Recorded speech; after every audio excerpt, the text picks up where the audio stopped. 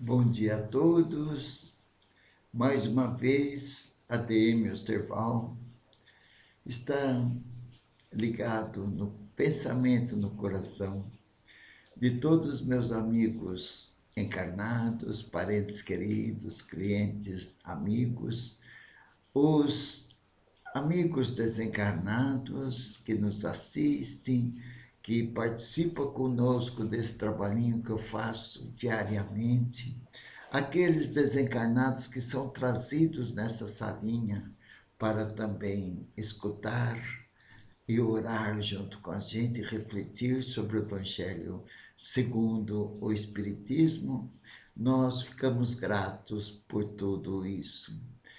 E rogamos, Senhor, para que possamos passar com clareza o estudo desta manhã, que fazemos com muito carinho, com muito amor.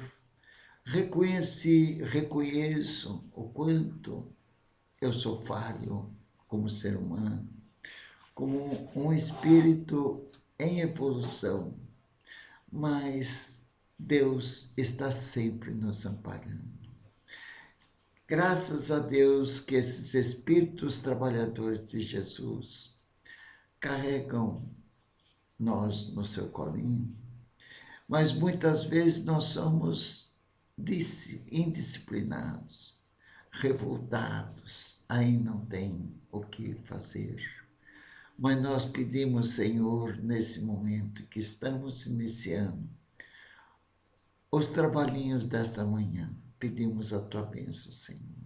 Mesmo como falhos que somos, mas eu peço para que eu possa transmitir com clareza, com amor, com transparência, procurando entender sobre esse capítulo que estamos estudando e com o entendimento, fazer uma reflexão sobre o estudo desta manhã e procurar no dia de hoje a enfrentar os desafios do dia. E já logo de manhã estamos louvando a Deus, cujos passarinhos são os primeiros a louvar a Deus nas manhãs de todos os dias. E nós procuramos entrar já de manhã nessa sintonia, procurando não nos irritarmos, procurando trabalhar no dia de hoje com discernimento, com prudência, com paciência e fazer o nosso trabalho diário com muita fé em Deus e muita fé em nós mesmos. Senhor, me abençoe para que eu possa passar com clareza estes ensinamentos que Jesus, há mais de 2000 anos, vem convidando a nós todos para sermos mais humanos, mais fraternos, mais compreensíveis e mais servir do que ser servido. Nos abençoe, Senhor, agora e sempre, e que assim seja, graças a Deus. Muito bem, meus amigos, vamos então dar continuidade ao capítulo 4 do Evangelho segundo o Espiritismo, que está tratando sobre a reencarnação. Ninguém pode ver o reino de Deus se não nascer de novo. E agora nós temos, então, o item 24, que são as instruções dos Espíritos, porque o Evangelho está montado da seguinte maneira, o Evangelho segundo o Espiritismo. Tem a citação dos evangelistas, o que Jesus fez, o que Jesus falou. No Evangelho, Allan Kardec inseriu os ensinamentos de Jesus, que está no Novo Testamento e relatado há mais de 40 anos, as escritas, o que eles anotavam, os discípulos anotavam, depois de 40 anos depois, foi narrado pelos evangelistas. Jesus mesmo não marcou nada. Então, tem então a parte de Jesus, tem o comentário de Kardec e tem as instruções dos Espíritos, que Kardec selecionou algumas mensagens dos Espíritos e inseriu aqui no Evangelho segundo o Espiritismo, intitulando Instruções dos Espíritos. E o item 24, nós vamos ver que é uma mensagem de São Luís, Paris, 1859. Então, vamos lá. O item, então, 24, que nós estamos estudando juntos para entendermos, não é? Então, vamos lá. É uma pergunta, o item 24. Quais os limites da encarnação? Quais os limites da encarnação? Existem limites para encarnar, depois não encarnar mais? Encarna a primeira vez, que Deus não para de criar espíritos incessantemente, e nós habitamos a primeira vez, então, um desses mundos do universo, que seriam os mundos primitivos, e depois fazemos a nossa caminhada evolutiva. Então, nós encarnamos e depois reencarnamos várias vezes em vários mundos, mesmo na erraticidade, várias moradas. Não é?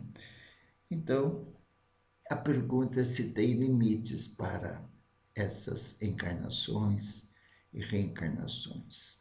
Vamos ver, então, o que São Luís, nessa mensagem, ele responde. A encarnação não tem, propriamente falando, limites nitidamente traçados. Não tem limite, porque o espírito, ele segue uma caminhada evolutiva. Por isso que nós diferenciamos o corpo, carne é carne de Jesus, espírito é espírito, né? Então, o espírito com o perispírito, que é uma camada semimaterial, reencarna em vários mundos, né? Em várias moradas, como diz Jesus.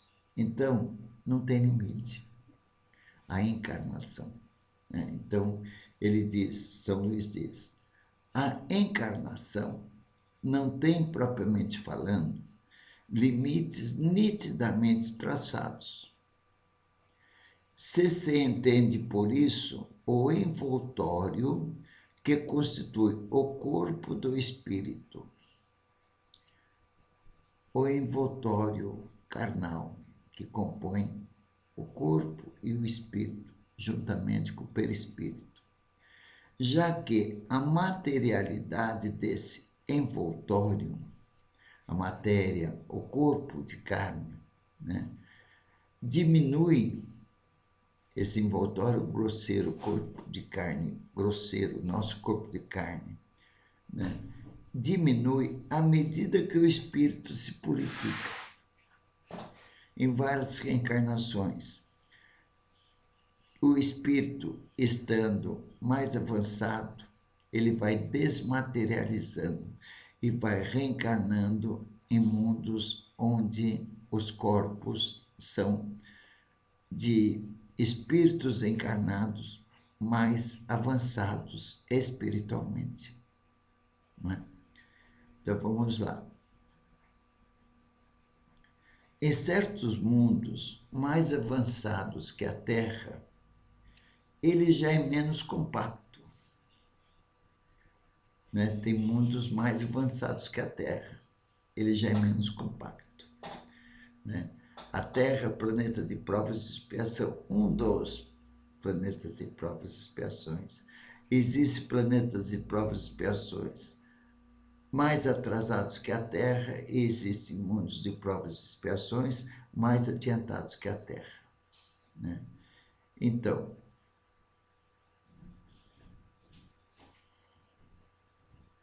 em certos mundos mais avançados que a Terra, ele já é menos compacto, menos pesado e menos grosseiro. Então, há a necessidade de nós já ir treinando com esse corpo carnal pesado e treinando para ir desmaterializando, para ver se a gente passa de ano e vai devagarinho galgando um degrau a mais na nossa infinita evolução e adquirindo corpos menos grosseiros a partir do momento que o nosso espírito cresce, né? Vai ficando menos material, mais ligado às coisas espirituais, né? A tão falada reforma moral. Então, em certos mundos mais avançados que a Terra, ele já é menos compacto, menos pesado e menos grosseiro. E, por conseguinte, menos sujeito às vicissitudes. Então, quanto mais leve o corpo carnal, ele tem menos vicissitudes, menos doenças, menos tribulações. É evolução.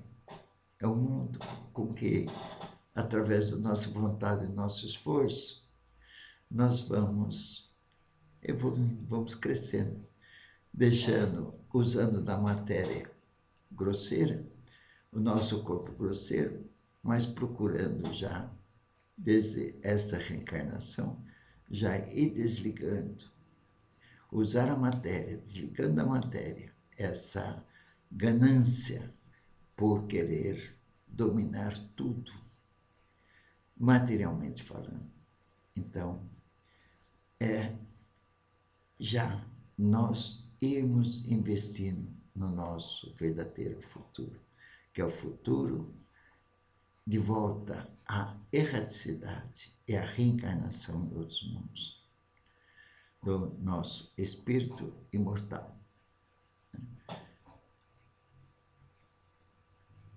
Num grau mais elevado, o espírito, num grau mais elevado, é diáfano, quer dizer, é puro, é transparente, é quase fluídico, quase não vê o corpo de carne, é leve, não é? De grau em grau, ele se desmaterializa, de grau em grau, de acordo com o avanço do espírito, diminuindo a materialidade, adquirindo um corpo menos grosseiro, ele vai cada vez mais desmaterializando, desligando da matéria. E acaba por se confundir com o perispírito. Acaba se confundir pelo perispírito. Tem o corpo carnal, tem o perispírito, tem o espírito, né? Mas acaba se confundindo com o perispírito. Né? Existem estudos avançados na ciência espírita do perispírito. Eu quase não estudei nada, mas a gente sabe que o espírito, ele precisa do perispírito, essa camada semimaterial, que ele comanda sobre o perispírito. Enquanto o carnado tem o espírito, tem o perispírito ainda envolto com o corpo carnal, né? Segundo o mundo a que o espírito é chamado a viver, isso é designado por Deus, né? Segundo o mundo a que o espírito é chamado a viver, este toma o envoltório apropriado à natureza desse mundo. O meu espírito, o espírito do Osterval, foi chamado a viver aqui no planeta Terra. Então, ele tem o corpo carnal apropriado para este mundo do planeta Terra, né? O próprio perispírito suporta transformações sucessivas. Então, sempre está havendo transformação. A todo momento há transformação. Na nossa vida, enquanto estamos encarnados, não vamos também tendo transformações? No nosso corpo físico, no nosso espírito, nossa maneira de pensar, de agir, né?